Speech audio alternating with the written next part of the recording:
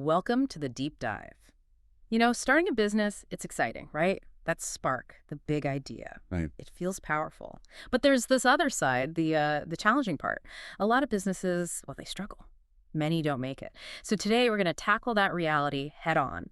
We want to look at why businesses stumble and maybe more importantly, how strategic guidance, like business coaching, can actually help you navigate all that. It could be a real game changer. Exactly. And we're digging into some great insights today from why business owners fail and how coaching can prevent it from B-Strat.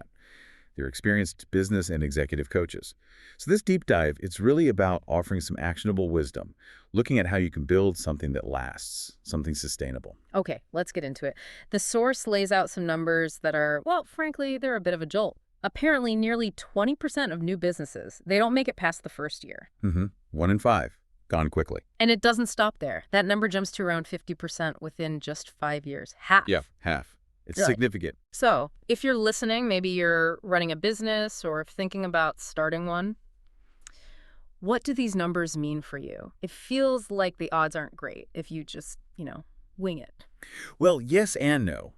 It's not meant to scare you off, but it is meant to make you think, to be informed. Because what's really interesting here, it's not just random bad luck. There are patterns, identifiable mistakes that businesses often make. Okay. And understanding these patterns, these common pitfalls, that's empowering. It helps you see what might be coming. So what are these common mistakes then? Let's break them down. The source, B-Strat, gets quite specific. First up, inadequate market research. Seems obvious, right? Know your customer. You'd think so. But B-Strat points out something more subtle. It's not always a lack of research. Sometimes it's confirmation bias. You look for data that confirms your brilliant idea and maybe ignore the rest. Spot on. You filter what you hear. You want validation, not necessarily the cold, hard truth about whether people will actually buy it. Like trying to sell snow shovels in the Sahara, as the source puts it. Great product, wrong market. Or maybe just wrong timing. Exactly. It's about listening for genuine needs, genuine gaps, not just what you hope the market wants. Misreading that's a fast track to failure. Okay, pitfall number 2. Poor financial management. This one feels huge. Oh, it is. Absolutely critical. It's not just about basic budgeting or cash flow, though that's part of it. B-Strat highlights this blind spot, underestimating the real cost of doing business.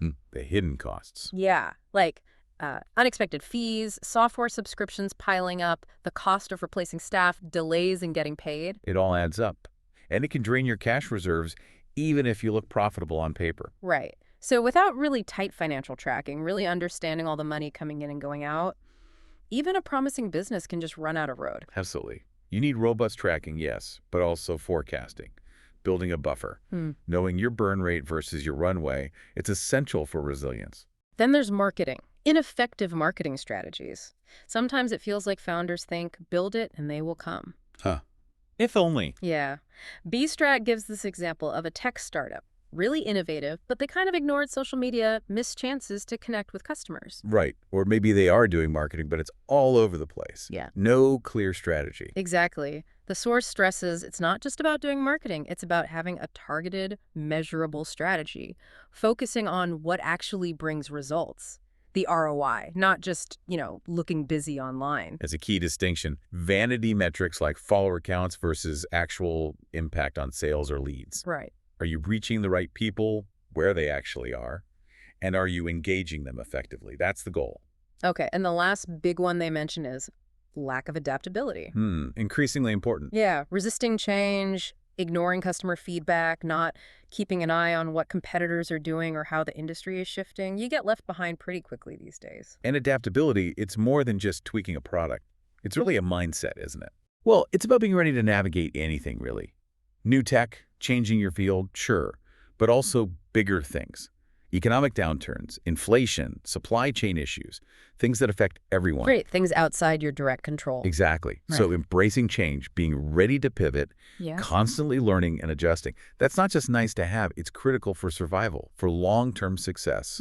Proactive, not reactive. It strikes me that all these things, market research, financials, marketing, adaptability, they all kind of point back to one thing. Oh, what's that? Leadership. Yeah. The person or people steering the ship. B-Strat really zeroes in on this, doesn't it? The human element. They absolutely do. It's pivotal. Good leadership, according to the source, means clear vision, communicating effectively, making sound decisions. That creates an environment where people can innovate, collaborate. It helps avoid those mistakes we just talked about. It sets the tone, provides direction, inspires the team. But the flip side, weak leadership, that Yeah. can be catastrophic. Poor decisions, bad management, inefficiency, people getting disengaged, quitting. Creates a toxic environment sometimes. Yeah, it all flows from the top, often. You called it a linchpin earlier, and that's exactly right, especially for entrepreneurs starting out. Leadership isn't a soft skill. It's fundamental. It's strategic. So inadequate leadership can literally cause a business to fail. Correctly. Think of it, it's a brilliant idea. Terrible execution because the leader couldn't rally the team or make the tough calls or manage the money. It happens all the time. Building those leadership skills, that's building resilience. Okay, so we've laid out the problems, the pitfalls. What's the solution B-Strat proposes? Business coaching, that's presented as the strategic intervention. Right. And they're careful to define what that means. It's not quite mentorship, which is more about sharing personal experience. Correct. Or consulting, which is usually about bringing in an expert to solve a specific, often technical problem. Coaching, as they describe it, sounds more collaborative. Exactly. It's a partnership. The coach helps the owner identify their own strengths, weaknesses, opportunities. They work together to build strategies. It's about drawing the answers out, guiding discovery, not just giving advice. Okay, so how does that actually help with those pitfalls we discussed? Mhm. B-Strat lists some key benefits. First, clarity. Yes, cutting through the noise. A coach helps you get really clear on your objectives, your vision, and the steps to get there. So better decision-making, less chance of misjudging the market or messing up the finances because you see the path more clearly. Precisely. Like having a co-pilot, helping you see the whole picture. Then there's accountability. This seems huge for busy entrepreneurs. Oh, definitely. It's easy to let important strategic work slide when you're fighting daily fires. A coach keeps you focused on those priorities. Make sure things actually get done. Right. And they mentioned a structured approach, too, like helping with specific things. Yes. Things like setting proper SMART goals. Specific, measurable, achievable, relevant, time-bound, practical stuff. Also, conflict resolution skills for managing team dynamics, strategic planning, support market analysis, competitor checks, resource allocation, and even management training, honing those leadership skills we talked about. That all sounds incredibly valuable, but I hear a question probably forming in listeners' minds. Okay, but what does it cost? Is coaching just another expense? How do you justify it? That's always the question, isn't it? And B-Strat tackles it by framing it as an investment, not just an expense. How so? Well, think about the cost of not getting help, the cost of making those big mistakes, wasted money, wasted time, maybe even the entire business failing. Ah, the cost of inaction. Exactly. Coaching is designed to prevent those bigger losses. It helps you make better decisions faster, avoid costly errors, streamline things, pivot when needed. It's about getting a return on that investment through better performance, more efficiency, and ultimately, better profitability. It makes the business stronger. Okay, that makes sense. So if someone's thinking, all right, I'm interested, what does the actual coaching process look like? How does it work, according to B-Strat? It typically starts with an initial assessment. The coach and the owner really dig into where the business is right now, often using something like a SWOT analysis, strengths, weaknesses, opportunities, threats. Okay, get a baseline. Right. It forces you to think critically about where you stand, maybe spot some of those common mistakes already happening. Then what? Then comes goal setting. Working together to define those clear, SMART goals aligned with the overall vision, tailored to that specific business. And it's not just a one-off session. No, absolutely not. It's ongoing. Regular meetings to track progress, check in on goals, tackle new challenges as they pop up. It's about continuous improvement and that all-important accountability, a dynamic partnership. Finding the right coach seems crucial, too. Any advice there from the source? Yes, several points. First, get clear on your goals.